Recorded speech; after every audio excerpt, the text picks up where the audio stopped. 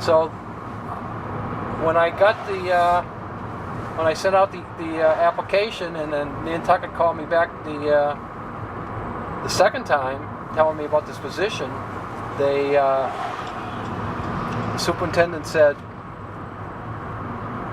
you know, we're really interested in you. We looked at you before, we were interested in you then, but you know, he almost guaranteed me the job over the phone. He says, but you gotta come down for the interview and the process. And I said, okay. And he says to me, do you know how to get here? I said, no. He said, well, you go to Hyannis. You know where the rotary is in Hyannis? And he says, yeah. He says, there's an airport there. You jump on a plane and come over. So I said, okay. And then I got thinking, I haven't been on an airplane yet. Oh my gosh. I was 24 years old. I haven't been on an airplane Sure, yet. this is the way it was then.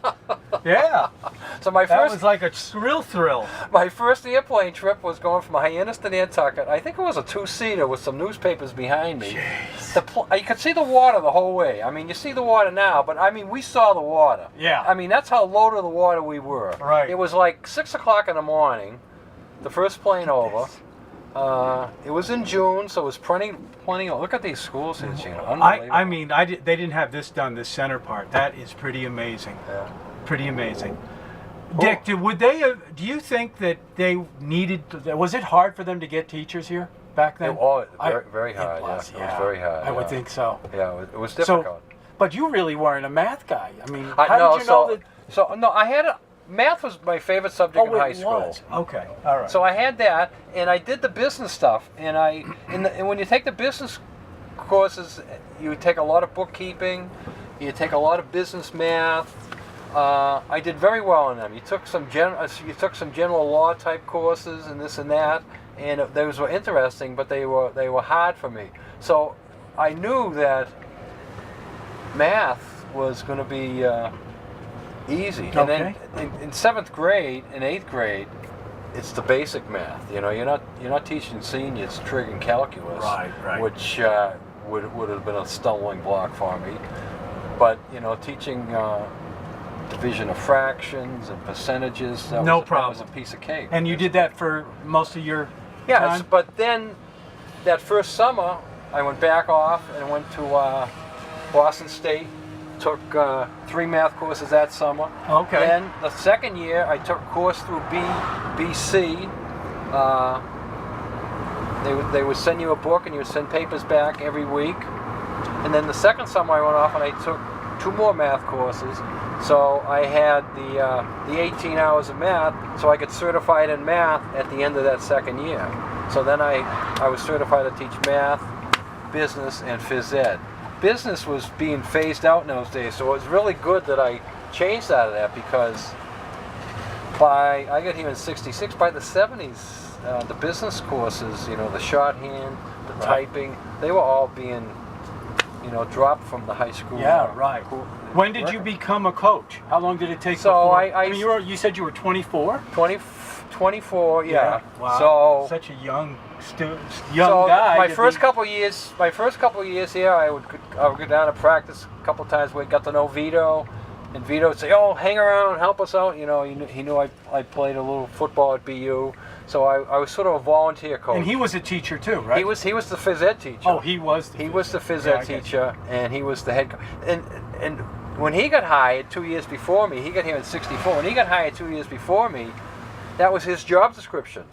You are the phys ed teacher and the coach. He had a coach football, he had a coach basketball, he had a coach track. That was in his contract. He had no way around that. Got it. And then they had someone else doing, for girls, I think they just had basketball. So there was one other coach doing girls basketball, but track I think was co-ed. So he did each. That was in his contract for about 5 or 6 or 7 years. And where was he from? He grew up in Natick. Okay. And so you guys had a lot in common, basically a little bit in common that way. And he went down south to Alabama, and then I think his first teaching job was in Florida. He taught a year or 2 in Florida, and that's where he met his wife, Barbara. Mm-hmm. And he loves to tell the crazy story that when he applied for this job, he thought he was going to Nantasket and not Nantucket.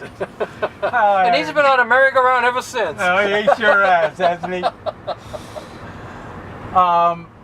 Your lovely bride in Falmouth. I met her in What were those Falmouth. days? She was at Boston Girl, East Boston. She just happened to be down there for the weekend, and she just graduated from UMass.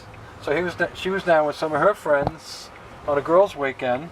Yeah. And I was down with a bunch of guys and a boy. It was actually a 4th of July weekend, and we hooked up with them in a bar, a happy hour bar, and had a few drinks and had a pizza. And I was actually sitting more with one of her girlfriends most of the day. But did you have your eye on her the whole time? Sort of, yeah. And then at the end of the night, we're all saying bye, and I said, you know, if you give me your number, maybe I'll call you. I've probably said that 100 times, and 50 times you get the number, and you mean 49 times you don't make the call. So that was sort of. But you were willing to actually say it though to these women? Yeah. So she that's not it. She gave me her number, and I wound up calling her and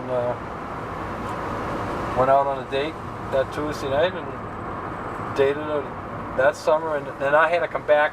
I already accepted a job at Nantucket, and she was actually a teacher at that time, teaching in East Boston. So I would go up to Boston almost every weekend, and because I was still involved with BU, go to the BU football games, see the old frat brothers. I see. That was your life. Go to a frat party. And what about your parents and stuff? Weren't they there still? My mother was in Cambridge, but I never knew my father. I'd say I never knew him. The last time I saw my father was about 8 or 9. He was in the Marine Corps, so I never lived with him. Oh, I see. And him and my mother, I think, officially got divorced and separated when I was about 10. So I never lived with him because he was a 20-year man in the Marine Corps. I see. And he was just around long enough for myself. He just and my moved brother. around? Is that? He was from Michigan. I would go out to Michigan summers to see my aunts and uncles out there, his brothers and sisters, see his mother and father. I was the oldest boy on that side, so I was popular going out there and everything. But he found another woman, and he remarried. I actually have two half brothers and a half sister, which I never met. Oh my gosh! I didn't know about them for years, and then finally one of my aunts told me. And my daughter, when she got out of college, she went down to Atlanta, and he was living near Atlanta at that time, and she wanted to look him up, and she did. So she was the last person to see him from my family. Unreal. And she said he felt uncomfortable probably because he sort of abandoned us.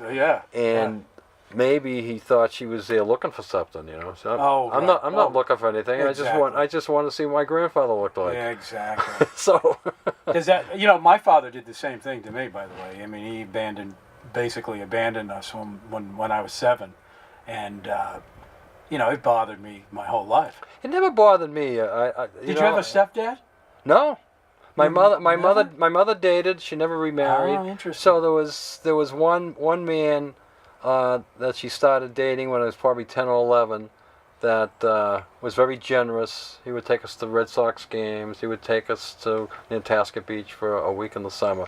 So he wasn't like a fatherly figure, but he was a male figure that I sort of looked up to. And he owned a gas station parking lot, so that's why I started working very, very young for him. I see. And in the parking lot, so I was always working. Where did you learn to be so industrious? I've always admired your industriousness.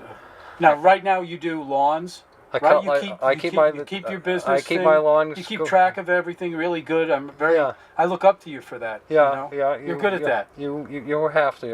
If you cut a lawn and you want to get paid for it, you got to keep track of them so you can send the bill. If you don't send the bill, that's right. I know. I'm terrible about sending bills. I know another guy, not you, but I know another guy who's does this and he'll say, I haven't sent out bills for a couple, 3 months, and I'm saying, why are you doing it? I don't know why I do that. I'm the same way. So if you're going to be getting a bill from me, folks, pretty soon. want to hire me as a Well, bookkeeper? you know what? You know what's good though is I can send them it now because Whaler Sports is starting, and everybody wants to be part of Whaler Sports. Right. You know, because of you. Yeah. Thank God. Our first football game is coming up, right? The 9th, the Whalers open, but they're on the road. Yep. And then the following weekend, the 16th, is the first home game. You know, I've been thinking about football, Dick. We should before you go. This is one thing we should talk about is, you know, you're not hearing good news about it anymore. You know, I mean, parents are worried. Football could be in trouble. The flip side of that is Nantucket's stacked this year, so Nantucket's loaded. Oh yeah, we got a few years left. Nantucket's loaded this year. So Nantucket should do well. Really? They could have a very successful year. So that said, they're not in trouble that way. But the sport of football could be in trouble, and you know what you're saying is very true. But what else is happening is that there are more and more choices, and a lot of these choices are year-round choices now, which bothers me. You know, when I was a kid growing up, you played, you know, one sport in the fall, whether it be football or, you know, maybe soccer was being offered. And then once that was over, you played basketball or ice hockey in the winter. Some schools had a little bit of swimming, but not much in those days. And then in the spring, you did some baseball, and then lacrosse came out and, you know, started doing it. So you did that. But now these coaches are getting the kids at a very young age, and they're locking them into year-round things. You know, a kid could play soccer 11 or 12 months of the year. That's right. So, you know, he's 10 or 11 years old, and then he goes into the 7th or 8th grade, and, you know, there are all the choices there. But now he's getting pressure from this coach that he's had for 3 or 4 years and saying, you can't try football. You're my best soccer player. You're gonna stay here. Right. Well, you know, soccer season's over, and now he wants to try basketball. But the coach said, "Oh no, we got to train. You got to keep your legs in shape." Because of the college thing, right? Yeah, because they're getting them ready for the big bucks. So that bothers me. That bothers me. That, you know, they're sort of being whitewashed a little bit, brainwashed or whatever. You know. I don't understand why, when you look at some of the great athletes that we look up to, the professionals, they've all had other sports that they played. They didn't just play one sport. But because college has gotten so expensive, and that parent wants to get that scholarship dollar, they're willing to sacrifice those other sports for that one sport that they know that they can get the money from. But it's just, I mean, that's, but and I agree with that, but it's just such a small percentage. I know. You know, it's a 100th of a 10th of a percent. You know. Right. It's just, you know, so many kids are going after these jobs, and you don't supposed to call them jobs in college because they don't get paid, but technically they are getting paid because they're getting a free money, and the scholarship is making tons of, and the college is making tons of money on them, and the kids should be getting more money because they are getting a $50,000 education per year, but the college is making $1 million on them per year. Yep, that's it. You know me, Dick. Anyway, it's been fun. All right, Gino, thank you. Yeah, you got it. Good night, Whaler fans. That's right. Put a smile on your face each and every day, even if it's laugh at yourself. That's the one.